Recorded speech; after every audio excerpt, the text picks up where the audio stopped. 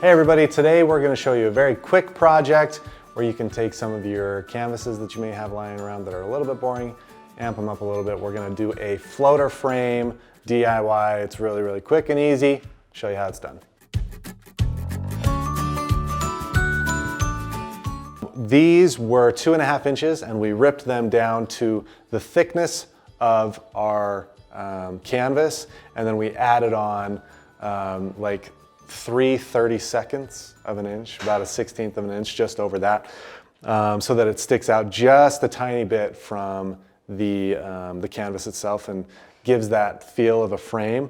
But what we're going to do essentially is take this piece and we're going to connect it with one of these 1/4 inch pieces, just like so.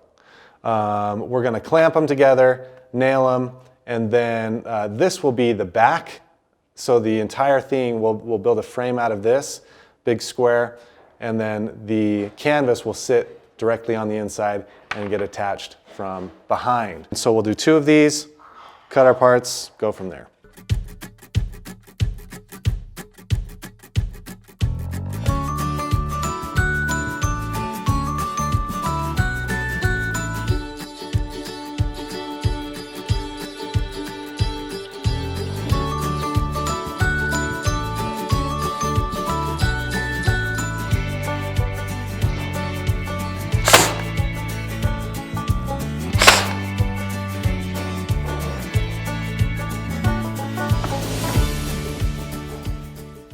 Yeah, I think like that is really Like pretty. 1/4 inch, which is about the thickness of the board.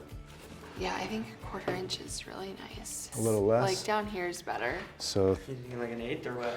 Maybe an 1/8. in order to get the gap all the way around the canvas and keep it uniform, we want to add on 3/16 of an inch on each side. And so I'm actually going to add 3/8 of an inch to each dimension on the inside of the frame. So essentially the inside of this area, our canvas is 16 by 24. And so I want to go 16 3/8, and that'll give me the length of my sides. But that's from inside edge here to inside edge over here. And so we're going to miter all of these, and then we'll tape them all up and glue them together. But you want to make sure that you're being correct with your inside measurements versus outside, because if you cut the outside to 16 3/8, it's going to end up being too short. Another way that you can measure this, instead of going on the inside, if you want to measure from the outside because it's easier to hold a tape up against the outside edge, is you take the thickness and you add that onto your dimension. So this is 1/2 inch, which means that my miter here, from the inside to the outside, there's a 1/2 inch length difference from there to there. So I want to add that onto each side, so I add 1 inch total, 1/2 inch for each end. Because we're going for 16 3/8, that means 17 3/8. That will give me 16 3/8 on my inside cut.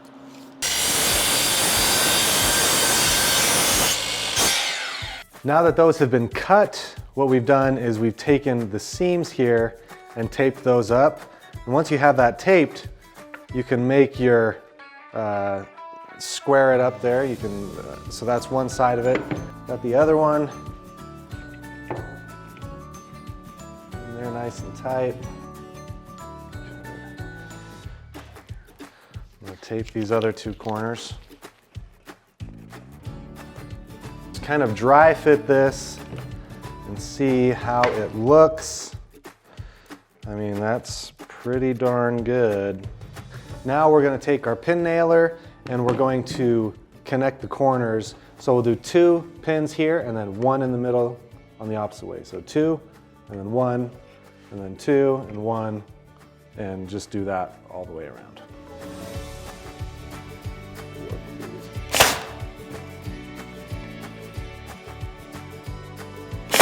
Another thing that is good to have is if you have just short little staples that you can put here to hold in those. I'm not going to worry about that because of the canvas the frame of it is wood, and we're gonna just nail directly into it, and that will act as our binder, or whatever you wanna call it.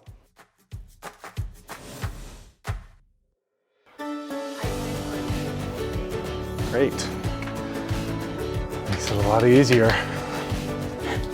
We can finish it right now. Once we have this in here squared up how we want, we're going to use our little clamps to clamp the four corners in place. And then we'll flip it over and nail it from underneath.